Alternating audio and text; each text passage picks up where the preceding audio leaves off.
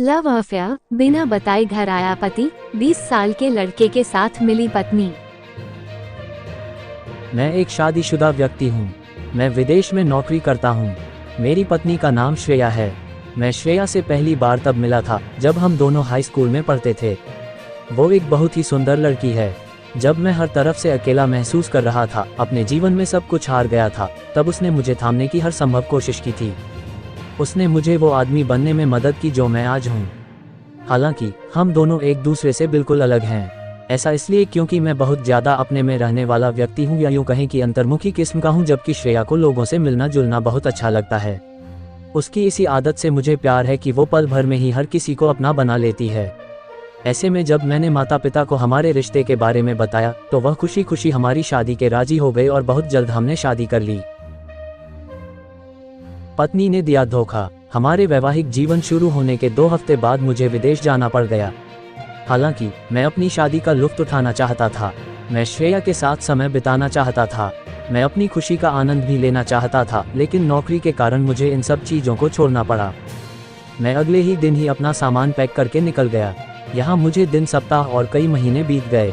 श्रेया मुझे मिलने के लिए बुलाती रही, लेकिन मुझे उससे मिलने का एक भी मौका नहीं मिल सका। मैंने फ़ोन करने की बजाय पुराने समय की तरह उसको पत्र लिखना शुरू कर दिया।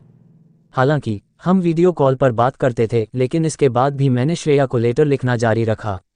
हाँ, वो बात अलग है कि मेरे भेजे गए पत्रों पर उसका कभी जवाब नहीं आता था, लेकिन इसके बाद भी मैं उससे बहुत प्यार करता था।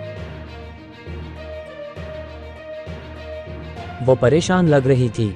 श्रेया से आखिरी बार मिले हुए मुझे लगभग 1.5 साल हो चुका था। उससे दूर रहने का दर्द हर पल मुझे बहुत सताता था। मैं उसके पास वापस जाने के लिए तरस रहा था। हालांकि 1.5 साल और 2 महीने के बाद मुझे 2 सप्ताह के लिए घर वापस जाने का मौका मिला। मैं इससे बहुत ज़्यादा खुश था। चेहरे पर मुस्कान लिए श्रेया मेरा इंतजार कर रही थी। उसे देखकर मुझे बहुत ज़्यादा राहत महसूस हुई। उसके साथ पहले 2-4 दिन पूरी तरह से आनंदमय थे, लेकिन 1-2 दिन बाद मैंने देखा कि वह बहुत ज़्यादा परेशान है। वो मुझे थोड़ी अलग लग रही थी। हालांकि मैं उसकी परेशानी समझ नहीं पा रहा था, लेकिन ये भी सच है कि मैं दुख के पलों के बारे में सोचकर अपना खुशी का समय गंवाना नहीं चाहता था। इसलिए उसे खुश करने के लिए मैं जो कुछ भी कर सकता था, मैंने वो सब कुछ किया। मैंने उसे नहीं बताई ये बात। श्रेया से मिलने के बाद मैं 8 महीने के लिए फिर से मैं विदेश लौट आया। काम की वजह से श्रेया के साथ मेरे पत्र कम होते गए। हम अब वीडियो कॉल पर भी ज़्यादा बात नहीं करते थे। इसलिए जब मैं दूसरी बार घर वापस गया तो मैंने उससे बात करने की ठानी। हालांकि इस बार मैंने उसे सरप्राइज देने की योजना बनाई। मैंने उसे नहीं बताया था कि मैं घर आ रहा हूँ। उसके चेहरे पर खुशी की कल्पना करके मैं बहुत ज़्यादा खुश था। वो गैर मर्द के साथ बना रही थी संबंध। मैं अपना सारा काम खत्म करके घर के लिए निकल पड़ा। जैसे ही मैं अपने घर पहुंचा तो मैंने देखा कि चारों तरफ कपड़े पड़े हुए हैं। घर का सारा सामान बिखरा सा लग रहा था। मैंने अपना बैग एक कोने में रखा और हाथ में फूलों का गुलदस्ता लेते हुए बेडरूम की तरफ आगे बढ़ा। बेडरूम का दरवाज़ा खोलते हुए मैंने देखा कि श्रेया एक लड़के के साथ थी। उस समय वो दोनों संबंध बना रहे थे।